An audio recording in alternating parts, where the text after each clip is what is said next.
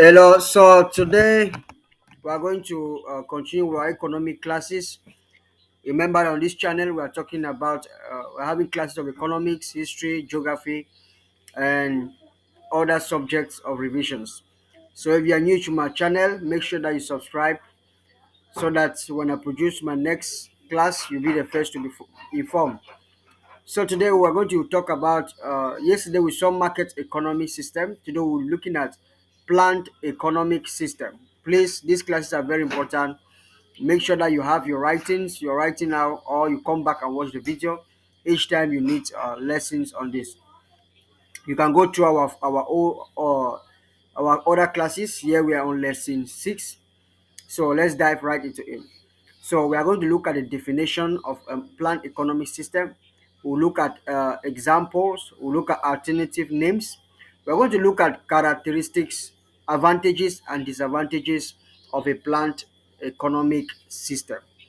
Now, okay, what is a plant economic system? That's the definition.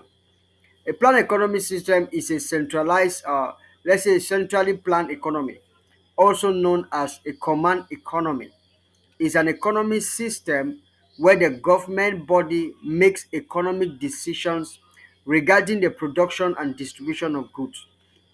So a planned economy system is actually different from a market economy system in the sense that in a planned economy system, the government is highly involved in the distribution of and the production of goods. So the government have a high work to do in a planned economy system. While in a market economy system, the government does not have nothing or little involvement. So a planned economy system actually is an economic system where the government body makes economic decisions regarding the production and distribution of goods. Now, what are some of the examples of a planned economy system? The best and most famous examples of planned economies are China or the former Soviet Union. Planned means that the central government, basically the Communist Party, has the authority set to setting the target or was the authority setting the targets, budgets, and goals of companies across all industries. So the central government is actually involved in setting the budget of everything, whether be the of all companies, right? All industries, they set the goals, they set the budget, they set the targets of everything. So that is one of the examples. So China is the main example of a planned economic system. Now we are going to have what are the alternative names. A command economy is an alternative name of a planned economy. The command economy, also known as planned economy, requires that a nation's central government own and control the means of production. So the central government own and control the means of production in a planned economy system. So another name is a command economic system. Now let's continue. Characteristics of a planned economic system. So what are the characteristics? Centralized economic planning. So the first characteristic of a planned economic system is that it is centralized, right? The government controls what goods and services are produced and how much they cost. So in a planned economy system, the government actually controls how the goods are produced and how they much they cost. So they determine the prices. The second thing is lack of private property. There is little to no private ownership of businesses or property. So the individuals or people that have very little ownership of businesses or properties, right? So there is actually a lack of private property. Now the third characteristics is that emphasis on social welfare. The government's main goal is to promote social welfare and fair distribution of goods rather than maximizing profits. So the government is just there to promote the social welfare and the fair distribution of goods rather than maximizing looking at the profit that is being entered. The government controls prices. The government sets the prices of goods and services and they remain fixed. So in one of the characteristics of planned economy is that the government determine the prices of products, the price of goods, and the prices remain fixed. Now the next point is a limited consumer choice. Citizens have limited options when it comes to purchasing goods and services. So when it comes to purchasing goods and services, there are limited choice, right? There is no competition. Let's just say little or no competition. There is no competition between businesses since the government controls all aspects of the economy. So there is little or no competition because the government controls everything. So businesses are not into who is going to have this and that. Now we are going to continue our classes. We are going to look at advantages of a planned economic system. Advantages of a planned economic system or a command economy.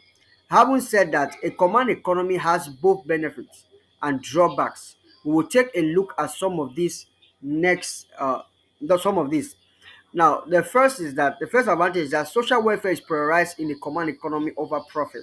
So the social welfare, the way the people live their life, the way the goods are being distributed is being prioritized by the government over profit. Okay. Now the second point advantage is that command economies aim to eliminate market failures by ensuring that goods and services are produced and distributed according to social needs rather than profit motive. So the main focus is that goods should be distributed and produced distributed according to social needs rather than be looking at profit and all the like. Okay. The command economy generates industrial power to achieve large-scale projects while achieving critical social objectives.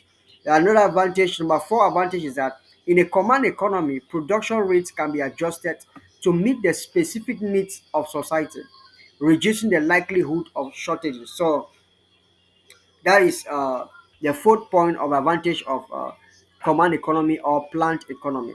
The fifth advantage is that resources can be deployed on a massive scale, allowing for rapid advancement and economic growth. So that there's actually a vast variety of economic growth because resources are being deployed, they're being scattered on many aspects. The sixth advantage of a command economy or plant economy is that the command economies typically have low unemployment rate. So unemployment rate is actually uh, very low in a plant or command economic system. Now, what are the disadvantages of a command economy? Disadvantages of a command economy include one, lack of incentives. Lack of incentives. Henna, Henna, lower volume. Lack of incentives. In a command economy, the government controls all the means of production and makes all the decisions about what goods and services will be produced. This can lead to a lack of incentives for innovation and entrepreneurship, which can hinder economic growth. Okay, so the government controls all means of production is actually a very big disadvantage because it will make that entrepreneurs they cannot compete and it's going to lead to inefficiency in the economy. Now, the second point is that there is inefficient resource allocation. Government interfering with pricing signals can cause an inefficient allocation of resources. Okay, that's the second point. So the third advantage of a command or planned economy, there is decreased consumer choice. The government decides what goods and services will be produced and distributed, which may not reflect consumer preferences or needs. Imagine that you want to consume chocolate, but the government instead produce butter, or you want to consume butter and the government produce chocolate. So you're going to reduce your choice, right? You're not going to have a lot of choice to choose from that. So that is going to be a very big disadvantage for you as a consumer. So the last disadvantage of a command or planned economy is that there is lack of competition. There is lack of competition. In a command economy where the government controls all industries, the benefits of competition are not visible. And where there is no competition, the economy cannot really do very well. So actually, this is where we come to an end for our classes of today about command or planned economy. Tomorrow we are going to look at mixed economy system. So write down, jot everything important for you in this studies of today, this class, and make sure that you subscribe because we are teaching like this all the time. So thank you for this attending this class or watching this video right to the end. You can share it, you can like the video so that we can be encouraged to produce more. You can share with your friends so that they can get these classes and prepare for their exams and learn more and have knowledge about all these things. Thank you.